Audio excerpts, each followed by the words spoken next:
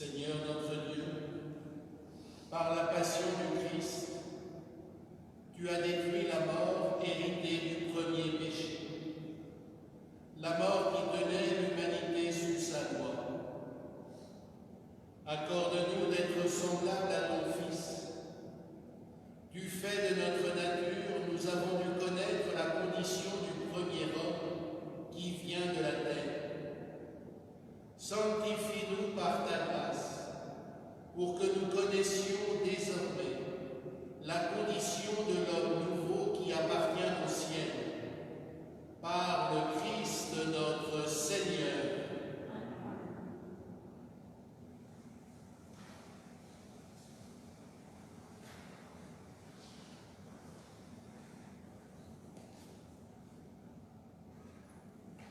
Lecture du livre du prophète Isaïe.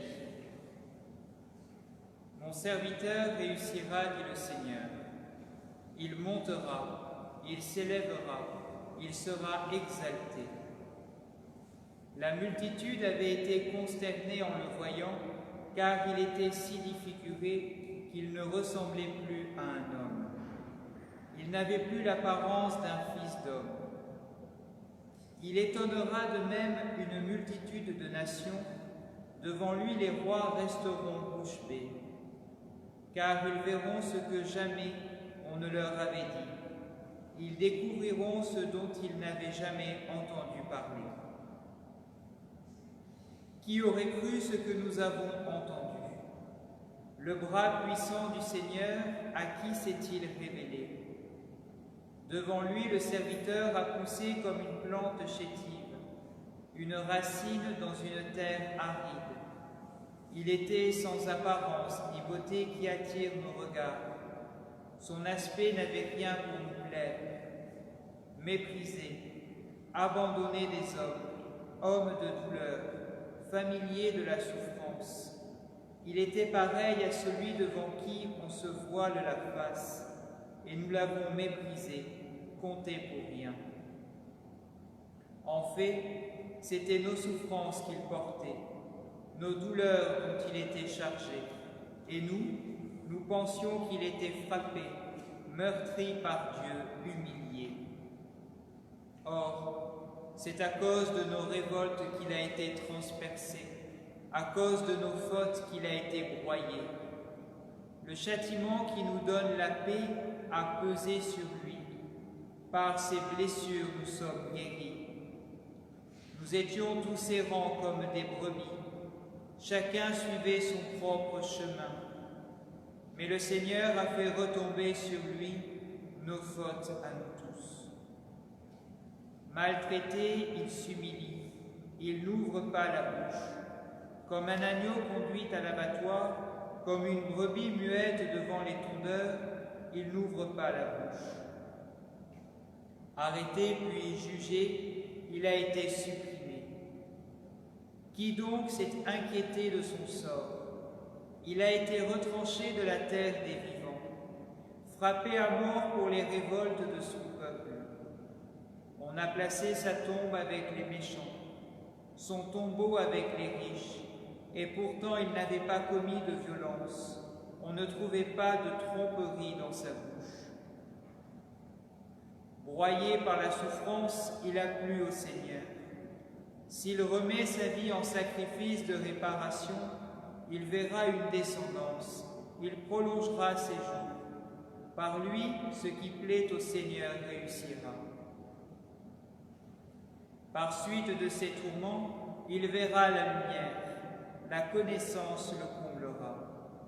Le juste, mon serviteur, justifiera les multitudes. Il se chargera de leurs fautes. C'est pourquoi, parmi les grands, je lui donnerai sa part.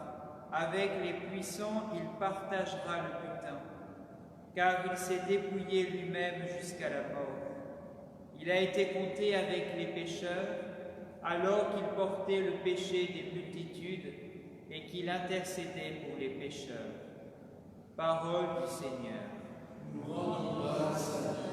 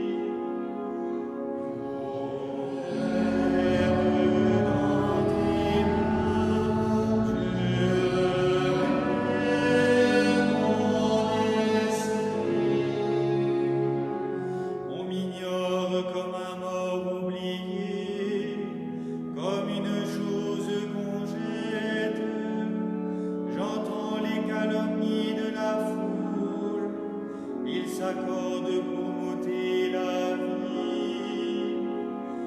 Ô Père, dans tes mains, je remets mon esprit.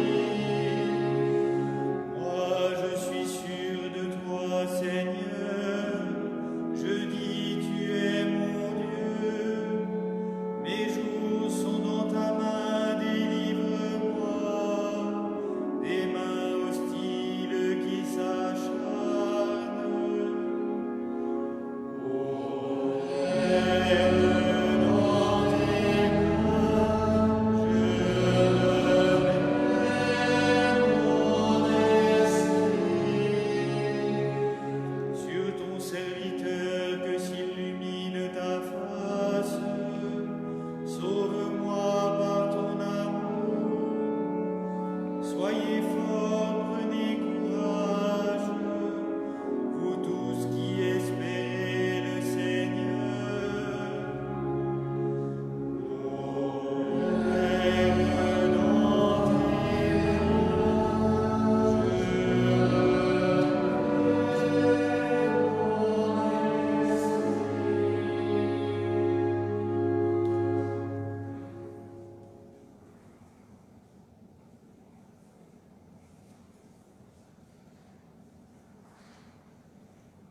Lecture de la lettre aux Hébreux. Frères, en Jésus, le Fils de Dieu, nous avons le grand prêtre par excellence, celui qui a traversé les cieux. Tenons donc ferme l'affirmation de notre foi.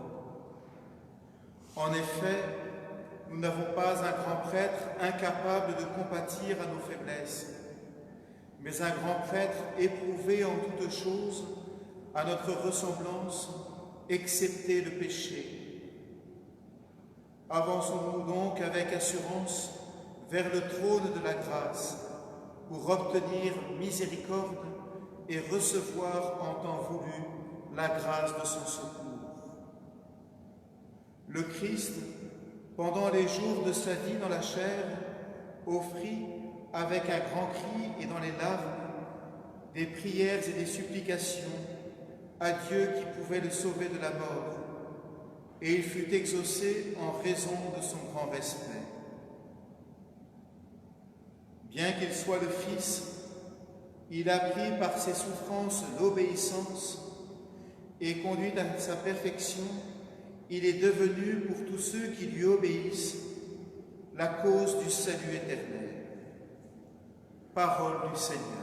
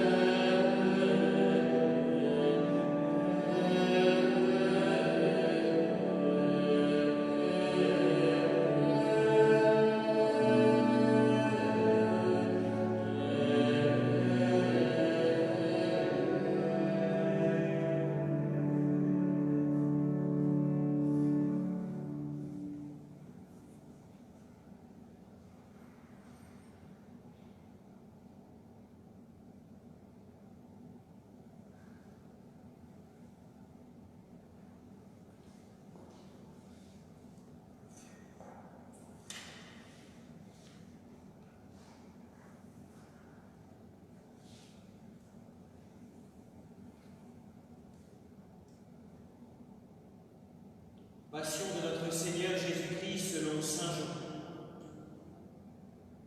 En ce temps-là, après le repas, Jésus sortit avec ses disciples et traversa le torrent du Cédron. Il y avait là un jardin dans lequel il entra avec ses disciples.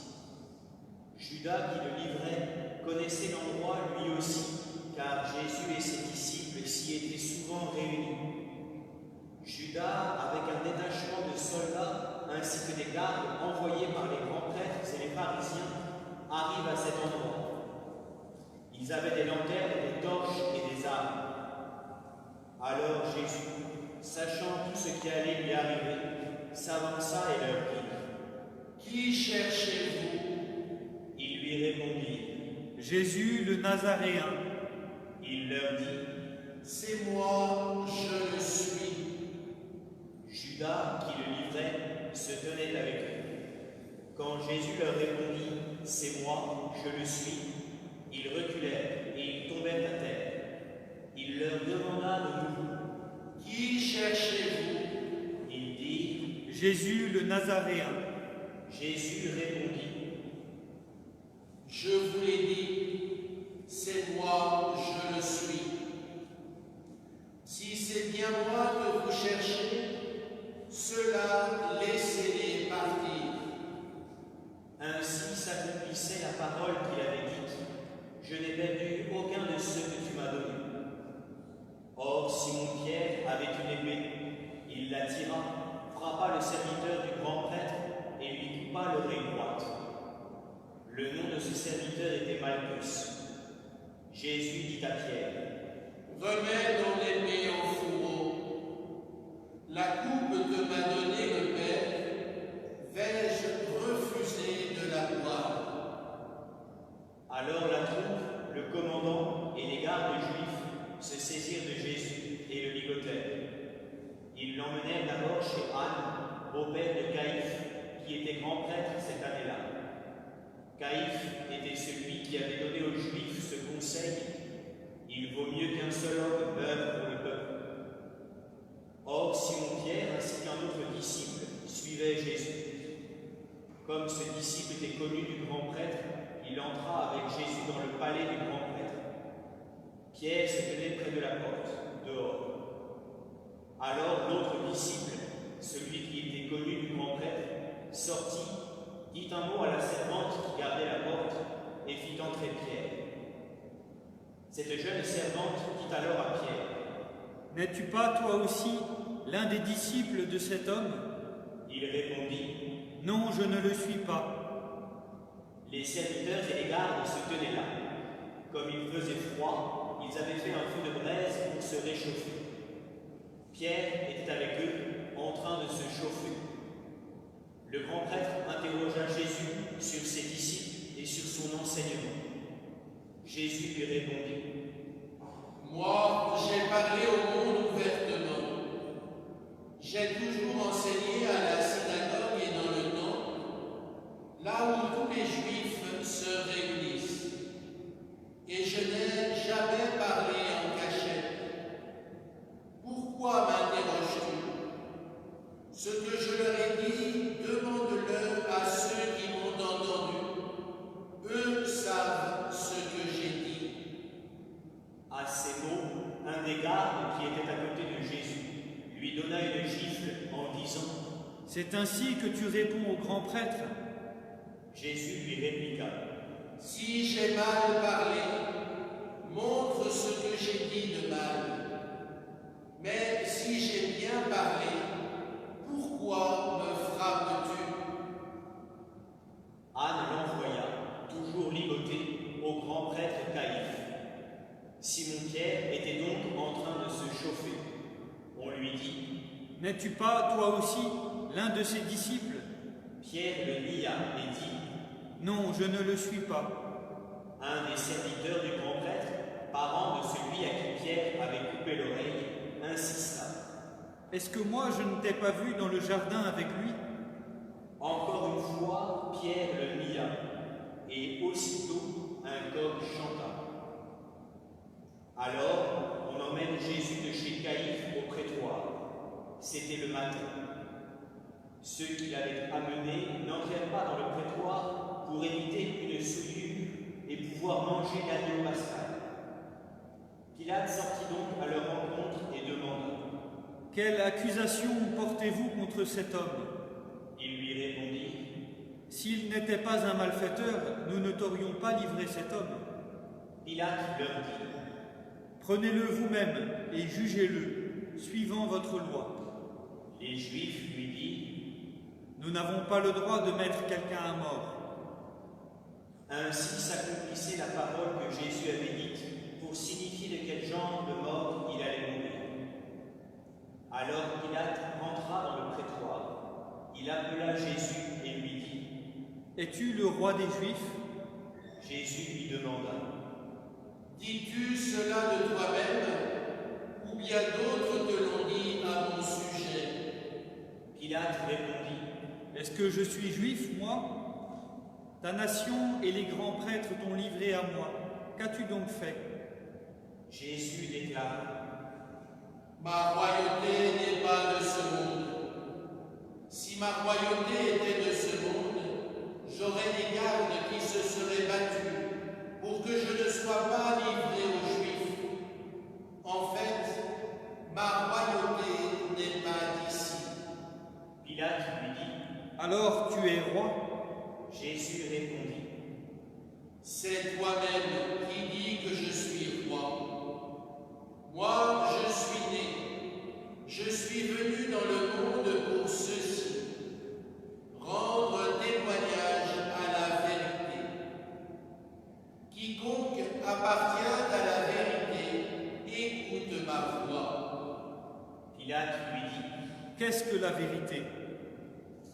Ayant dit cela, il sortit de nouveau à la rencontre des Juifs et il leur déclara: Moi, je ne trouve en lui aucun motif de condamnation. Mais chez vous, c'est la coutume que je vous relâche quelqu'un pour la Pâque. Voulez-vous donc que je vous relâche le roi des Juifs? Alors ils répliquèrent en criant: Pas lui, mais Barabbas. Or, ce Barabbas était un bandit. Alors Pilate fit saisir Jésus pour qu'il soit flagellé. Les soldats tressèrent avec des épines une couronne qui lui posèrent sur la tête. Puis, ils le revêtirent d'un manteau de pourpre. Ils s'avançaient vers lui et lui disaient: Salut à toi, roi des Juifs. Et ils le giflaient.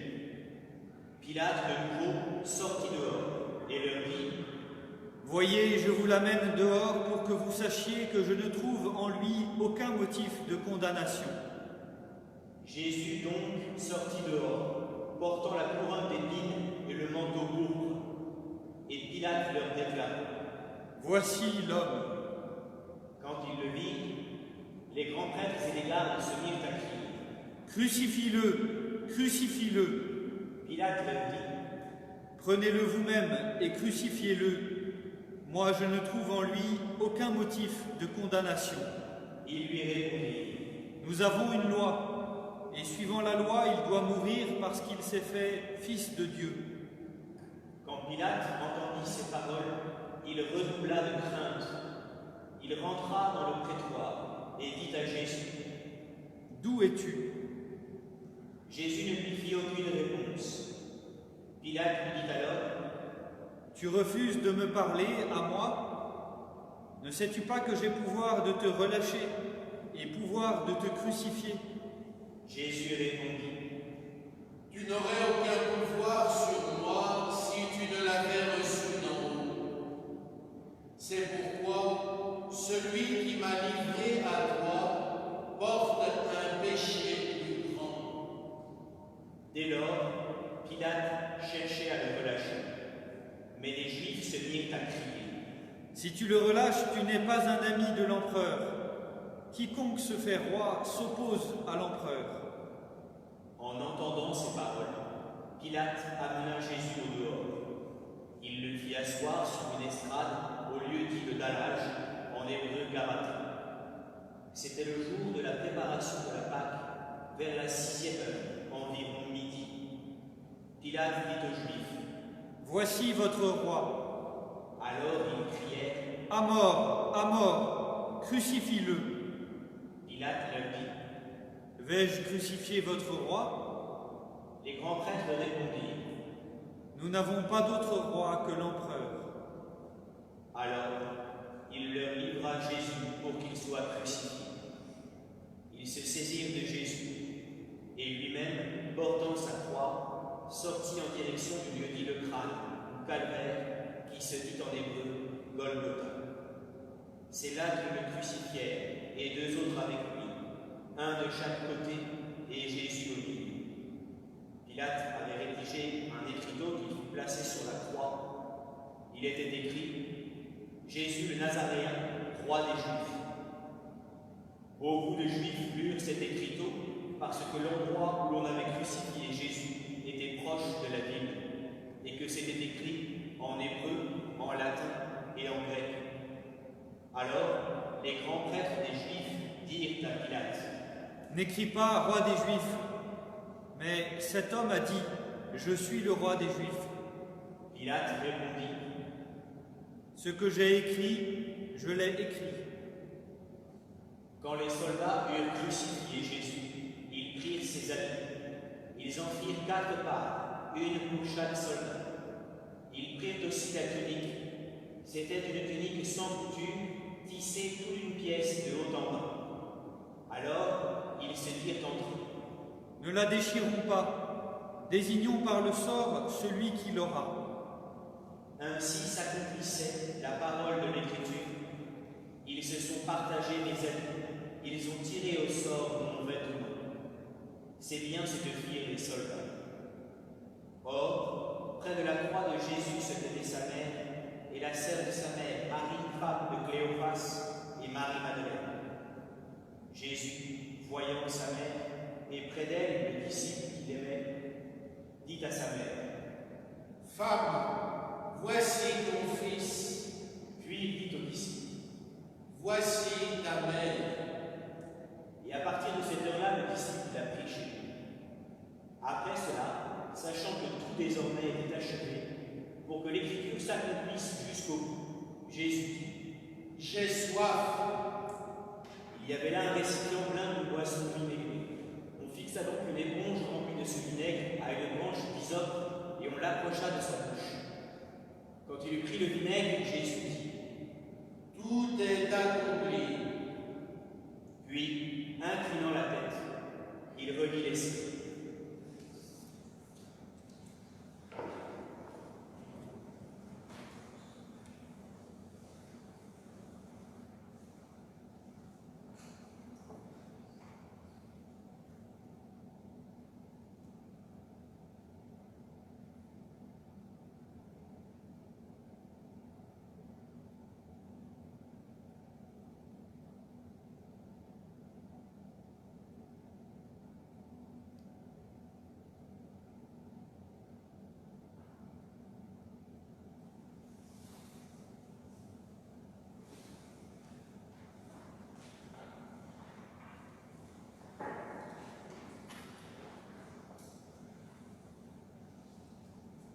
Comme c'était le jour de la préparation, c'est-à-dire le vendredi, il ne fallait pas laisser les corps en croix durant le sabbat, d'autant plus que ce sabbat était le grand jour de la Pâque. Aussi les Juifs demandaient à Pilate qu'on enlève les corps après leur avoir brisé les jambes. Les soldats allaient donc briser les jambes du premier, puis de l'autre homme crucifié avec Jésus. Quand ils arrivèrent à Jésus, voyant qu'il était déjà mort, ils ne lui brisèrent pas les jambes. Mais un des soldats, avec sa lance, lui perça le côté. Et aussitôt, il en sortit du sang et de l'eau. Celui qui a pu rendre témoignage, et son témoignage est véridique, et celui-là sait qu'il dit vrai, afin que vous aussi vous croyiez. Cela en effet arriva pour que s'accomplisse l'Écriture. Aucun de ces os ne sera brisé. Un autre passage de l'Écriture dit encore, ils lèveront les yeux vers celui qu'ils ont transpercé. Après cela, Joseph d'Arimathie, qui était disciple de Jésus, mais en secret par crainte des Juifs, demanda à Pilate de pouvoir enlever le corps de Jésus. Et Pilate le permit. Joseph vint donc enlever le corps de Jésus. Nicodème, celui qui, au début, que Jésus, pendant la nuit, vint lui aussi.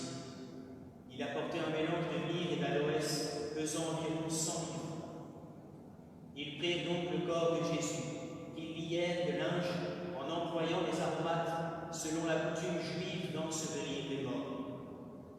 À l'endroit où Jésus avait été crucifié, il y avait un jardin, et dans ce jardin, un tombeau neuf dans lequel on avait encore déposé personne. À cause de la préparation de la Pâque juive, et comme ce tombeau était proche, c'est là qu'ils déposèrent Jésus.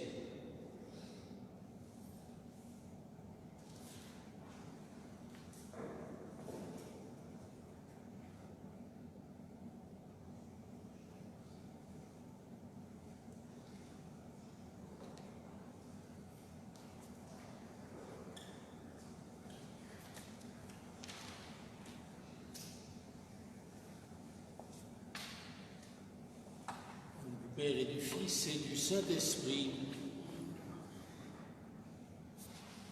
Nous restons un petit peu assommés par cette lecture, même si ce n'est pas la plus longue des 4 passions. Elle nous permet d'entrer dans la réalité de l'aujourd'hui. Jésus de Nazareth a été trahi, arrêté, bafoué, torturé, humilié. On peut même dire qu'il n'a pas été traité comme un être humain.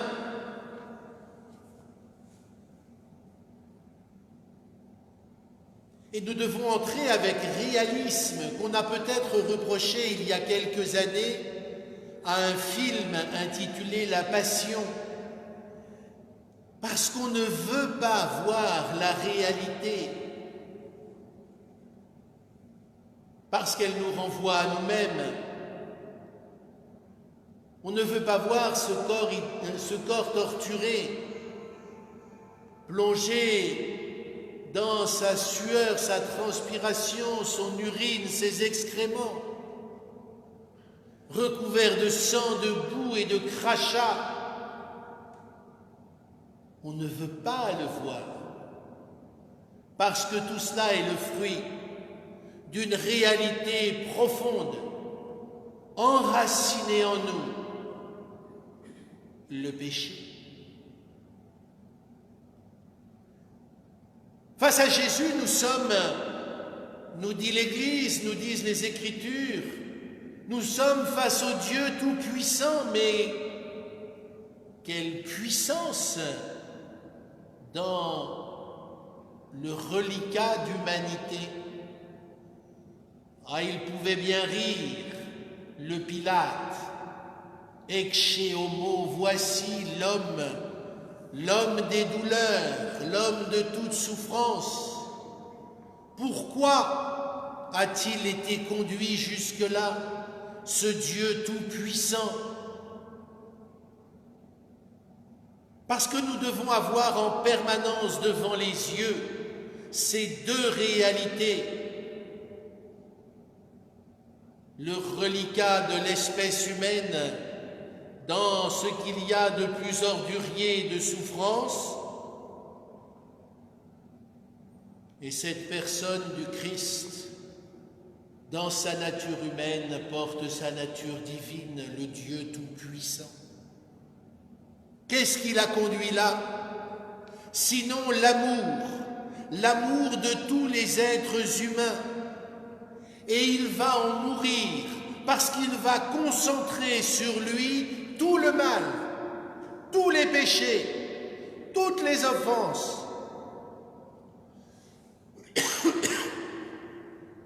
Pensons-y.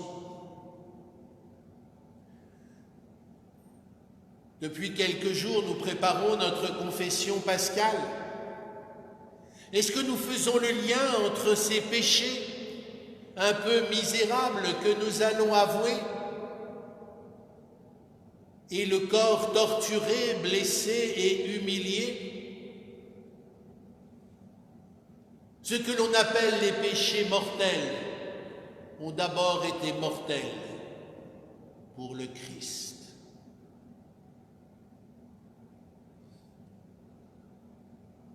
Oui, nous sommes aujourd'hui devant celui que tout rejette. Sa mission, sa présence sont rejetées.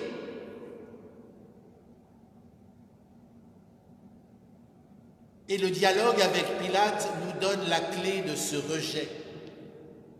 Ce Pilate qui commande, qui a tous les pouvoirs au nom de l'Empire romain.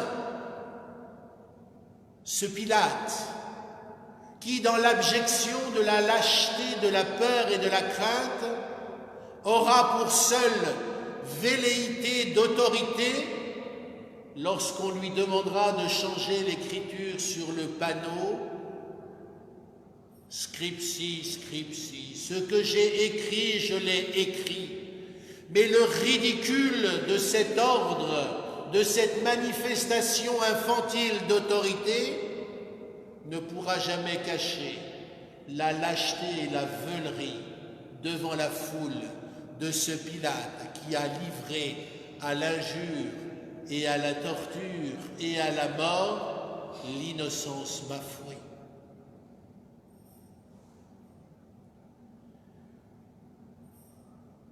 Ce dialogue, je vous invite à le relire et à le reméditer.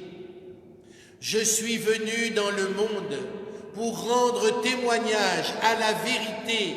Voilà le sens même de la présence de Jésus, non seulement devant Pilate, mais sur la terre. Je suis venu dans le monde pour rendre témoignage à la vérité. Et devant la grandeur de cette déclaration, l'imbécile vanité sceptique de Pilate, l'imbécile vanité de tout athéisme, l'imbécile vanité du mensonge, qu'est-ce que la vérité? Jésus meurt victime du refus de la vérité. Il est crucifié par le mensonge. Et nous le voyons bien tout au long de cette passion. Il n'est pas difficile de voir comment les accusateurs sont manipulateurs de l'opinion et des pouvoirs en place. Quant au sinistre Pilate, il ne sait pas. Son bon sens ne peut pas vaincre sa lâcheté. Il voit bien, il sait bien que Jésus est innocent. Mais il ne peut le sauver, il est trop lâche pour cela. Et en lui, ce sont toutes nos lâchetés devant la vérité, ce sont toutes nos acceptations du mensonge, ce sont tous les refus de suivre le Christ qui viennent s'incarner dans ce refus de Pilate de sauver Jésus. Il ne comprend pas parce qu'il ne veut pas comprendre. Il veut rester à une sorte de concept philosophique. Il ne veut pas comprendre la parole de Jésus parce que s'il comprend que Jésus est la vérité, alors il est obligé de le suivre et il ne le veut pas. La vérité, c'est lui. Et c'est en lui que l'homme peut comprendre pleinement et vivre parfaitement par ses actes bons sa vocation à la liberté dans l'obéissance à la loi divine, telle que nous le rappelle Veritatis Splendor. En lui, l'homme peut comprendre pleinement et vivre parfaitement par ses actes bons sa vocation à la liberté dans l'obéissance à la loi divine. Ou encore, dans Caritas in Veritate, nous trouvons cette affirmation forte, ce n'est que dans la vérité que l'amour resplendit et qu'il peut être vécu avec authenticité. ce n'est que dans la vérité que l'amour resplendit et qu'il peut être vécu avec authenticité. Oui, la vérité est la lumière, la seule lumière qui donne sens et valeur à l'amour. Ainsi donc, amour et vérité se rencontrent dans cette offrande que Jésus fait de sa vie.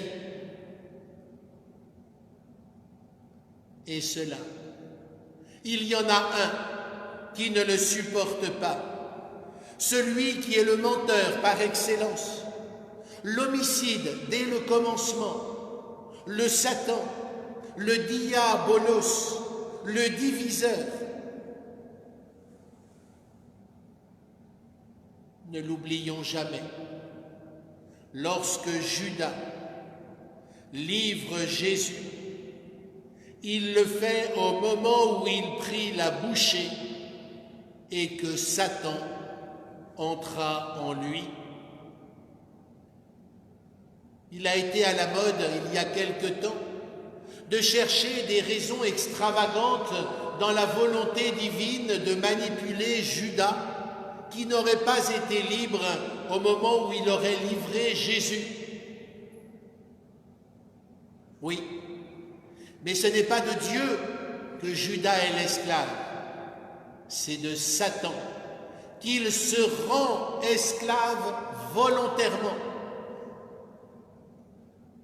Oui, Judas a bien voulu suivre le diabolos pour livrer Jésus. Il le livre à l'heure où Jésus le veut. Cet affrontement entre le mensonge et la vérité, ce combat entre la mort et la vie, entre la haine totale et l'amour absolu, vient à l'heure du Christ. Il est le Maître. Et si une chose devait nous convaincre que c'est bien le Dieu Tout-Puissant qui est dans cette personne du Christ, humilié et bafoué, c'est que c'est à son heure que se produit le combat de la haine, de la mort, du mensonge contre l'amour et la vérité. Et il va en mourir. Mais 3 jours après, ou le 3e jour,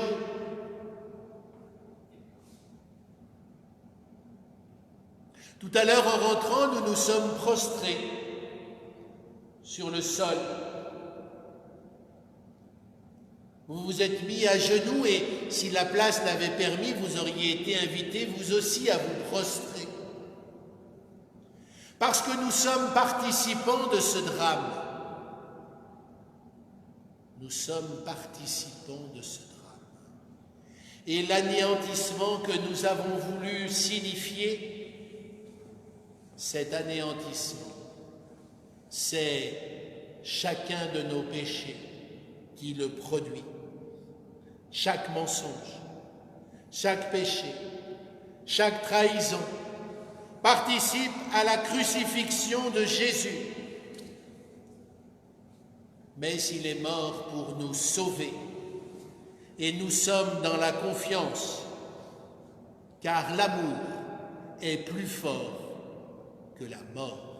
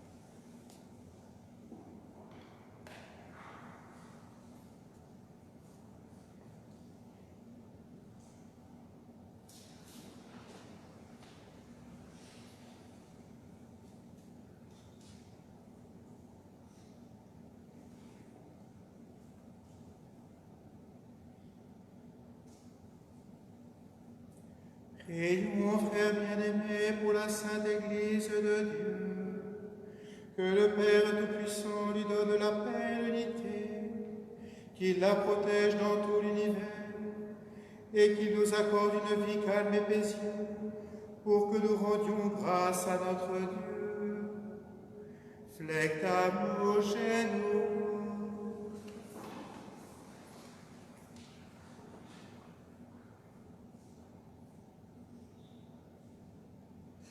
Levate.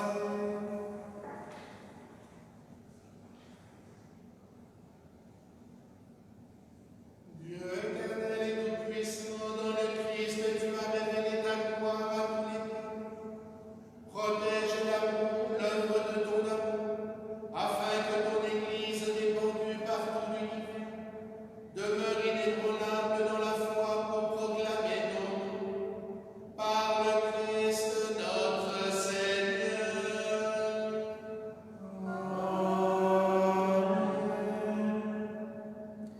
Prions pour notre Saint-Père, le Pape François, élevé par Dieu notre Seigneur à l'ordre épiscopal, qu'il le garde saint et sauf à son Église, pour gouverner le peuple de Dieu. Flectamus genus.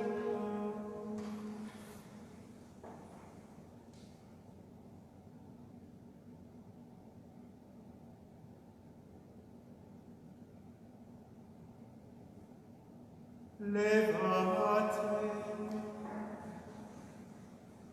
Dieu éternel et tout-puissant, dont la sagesse organise toutes choses, daigne écouter notre prière. Protège avec amour le pape que tu as choisi, afin que sous la conduite de ce pasteur, le peuple chrétien que tu gouvernes progresse toujours dans la foi. Par le Christ notre Seigneur.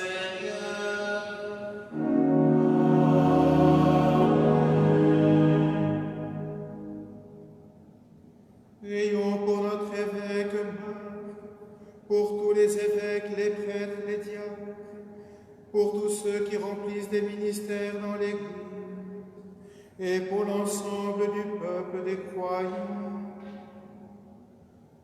Flectamus genus.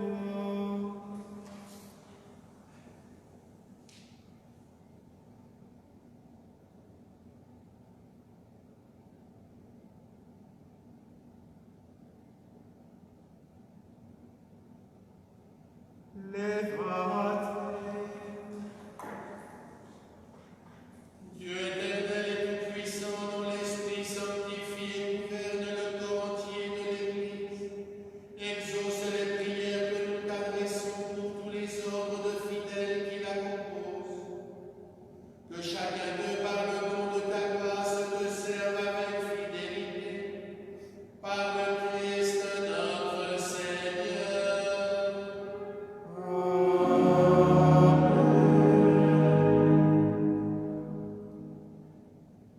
Prions pour les catéchumènes, que Dieu notre Seigneur leur ouvre leur intelligence et leur cœur, et les accueille dans sa miséricorde. Après avoir reçu le pardon de tous leurs péchés, par le bain de la naissance nouvelle, qu'ils soient incorporés à notre Seigneur Jésus-Christ. Flectamus genus.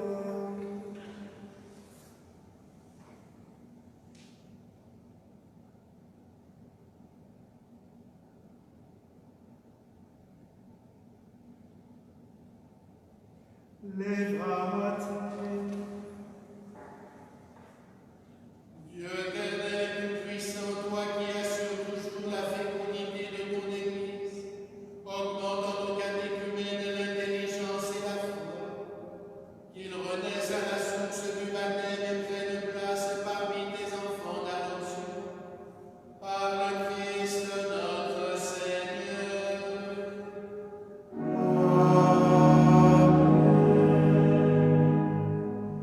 Prions pour tous nos frères qui croient en Jésus-Christ et s'efforcent de conformer leur vie à la vérité. Demandons au Seigneur notre Dieu de les rassembler et de les garder dans l'unité de son Église.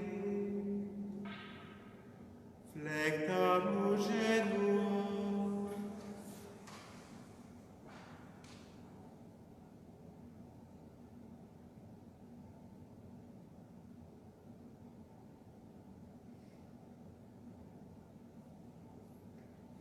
Levate. Dieu éternel et tout-puissant, toi qui rassembles ce qui est dispersé et qui fait l'unité de ce que tu rassembles, regarde avec amour l'Église de ton Fils. Nous te prions d'unir dans la totalité de la foi et par le lien de la charité tous les hommes qu'un seul baptême a consacrés par le Christ notre Seigneur.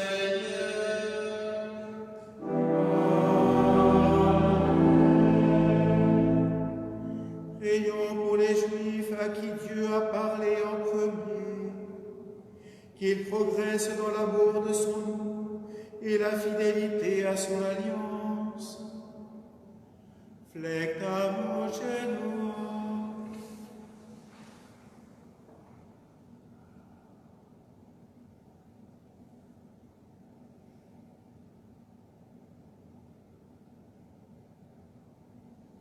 Levate. Dieu éternel et tout-puissant, toi qui as choisi Abraham et sa descendance pour en faire les fils de ta promesse, conduis à la plénitude de la rédemption le premier peuple de l'Alliance comme ton Église t'en supplie. Par le Christ notre Seigneur.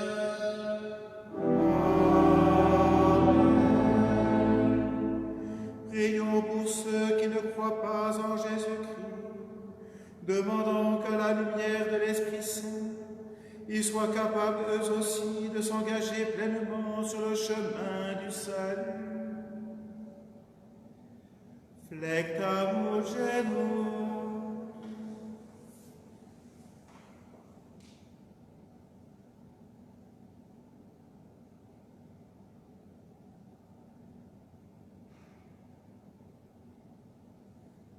Levate. Dieu éternel et tout-puissant, donne à ceux qui ne croient pas au Christ d'aller sous ton regard avec un cœur sincère, afin de parvenir à la connaissance de la vérité. Et donne-nous de mieux nous aimer les uns les autres et d'ouvrir davantage notre vie à la tienne, pour être dans le monde de meilleurs témoins de ton amour. Par le Christ notre Seigneur.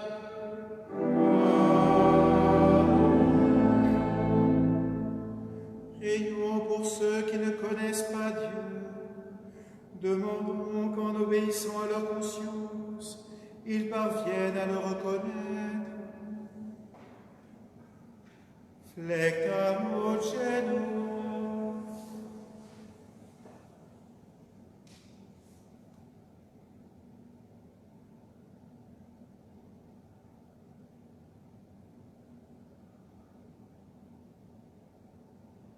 Levate. Dieu éternel et tout-puissant, toi qui as créé les hommes pour qu'ils te cherchent de tout leur cœur, et que leur cœur s'apaise en peu de temps, fais qu'au milieu des difficultés de ce monde, tous puissent discerner les signes de ta bonté et rencontrer les témoins de ton amour, qu'ils aient le bonheur de te reconnaître, toi, le seul vrai Dieu et le Père de tous les hommes, par le Christ notre Seigneur.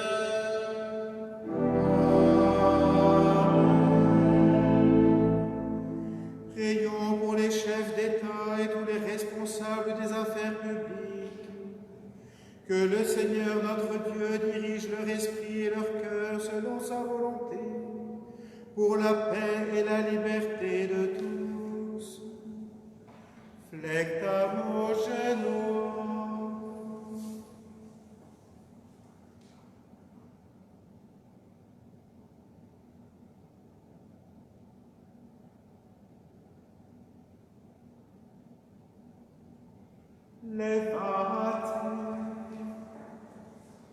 Dieu éternel et tout-puissant, toi qui tiens en ta main le cœur des hommes et garantis les droits des peuples, viens en aide à ceux qui exercent le pouvoir.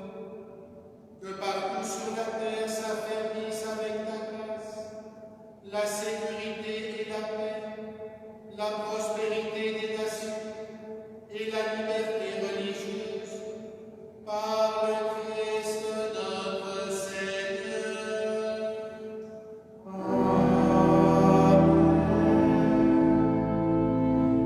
Prions pour tous ceux qui souffrent des conséquences de la pandémie actuelle. Que Dieu notre Père accorde la santé aux malades, la force au personnel soignant, le réconfort aux familles et le salut à toutes les personnes qui ont trouvé la mort. Flecamugeno.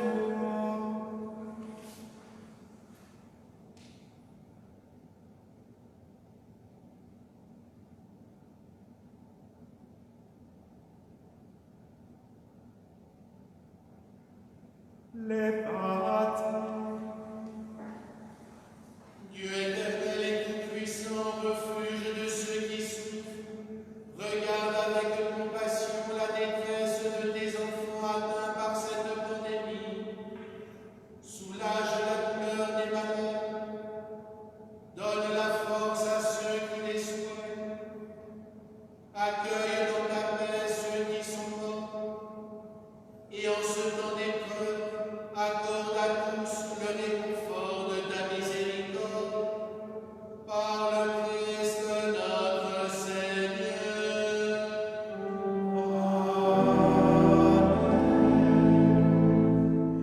Frères bien-aimés, prions Dieu le Père Tout-Puissant d'avoir pitié des hommes dans l'épreuve, qu'il débarrasse le monde de toute épreuve, qu'il chasse les épidémies et repousse les famines, qu'il vide les prisons et délivre les captifs, qu'il protège ceux qui voyagent, qu'il ramène chez eux les exilés, qu'il donne la force aux malades et accorde le salut aux mourants.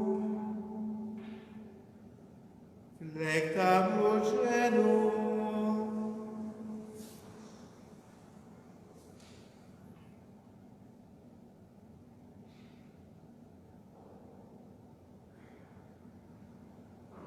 Levate. Dieu éternel et tout-puissant, consolation des affligés, force de ceux qui peinent, entends les prières des hommes qui t'appellent, quelle que soit leur souffrance, qu'ils aient la joie de trouver dans leur détresse le secours de ta miséricorde, par le Christ notre Seigneur.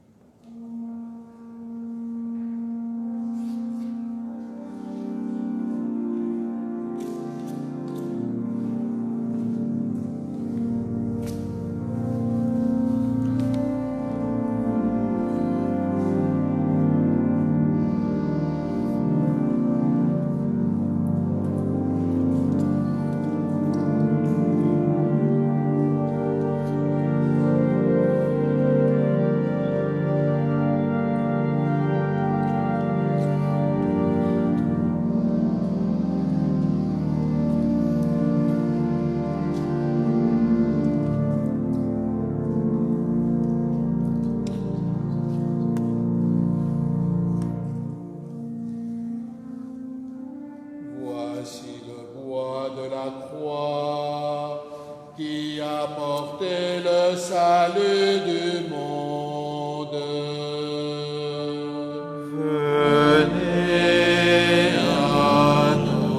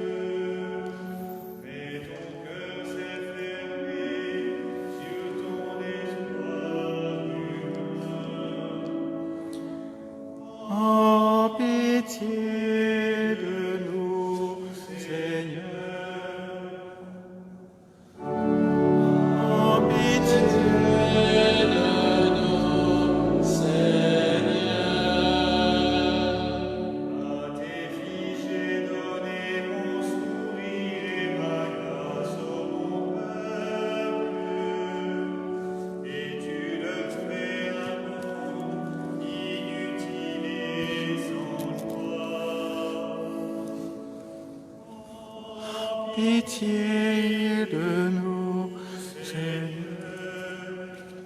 Oh, pitié de nous, Seigneur. Mon ami, j'avais faim qu'un moment tu m'écoutes, mon peuple, mais tu as préféré ton mensonge à ma voix. Oh, pitié de Nous, Seigneur, Oh, pitié de nous, Seigneur.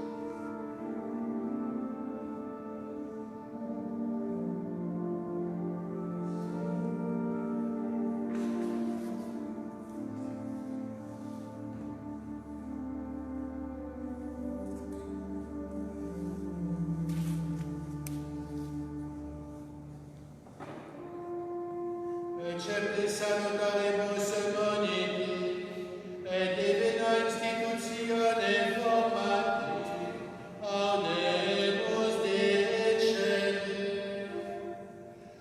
Adeus Deum, qui es in celis, sanctificetur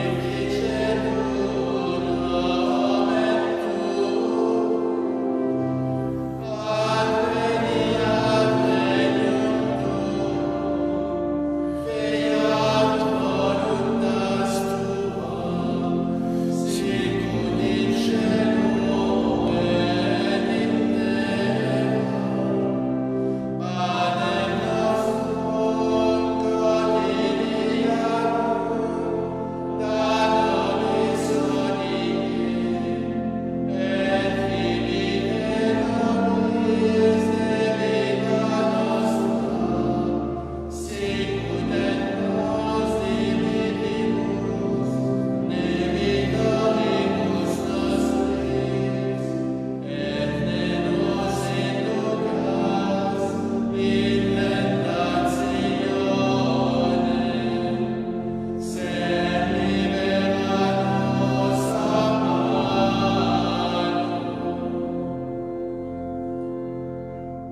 Délivre-nous de tout mal, Seigneur, et donne la paix à notre temps. Par ta miséricorde, libère-nous du péché. Rassure-nous devant les épreuves. En cette vie où nous attendons la bienheureuse espérance, l'avènement de Jésus-Christ, notre Sauveur.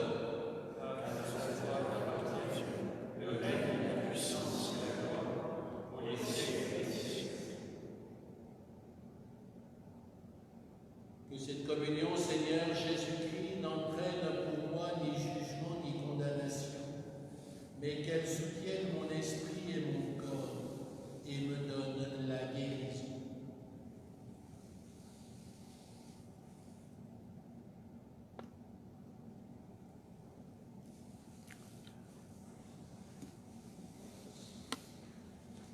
Heureux les invités au festin des noces de l'agneau. Voici l'agneau de Dieu qui enlève les péchés du monde. Seigneur, je ne suis pas digne de te recevoir, mais dis seulement une parole et je serai.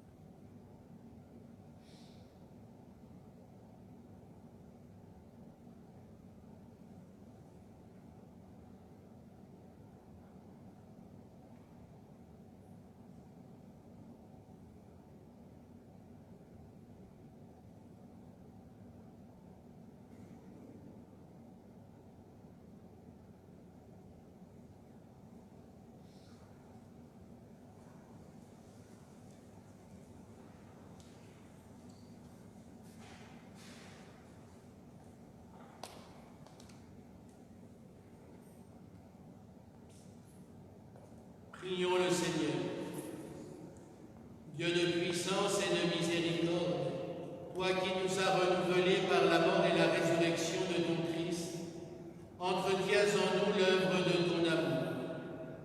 Que notre communion à ce mystère consacre notre vie à ton service, par le Christ notre Seigneur.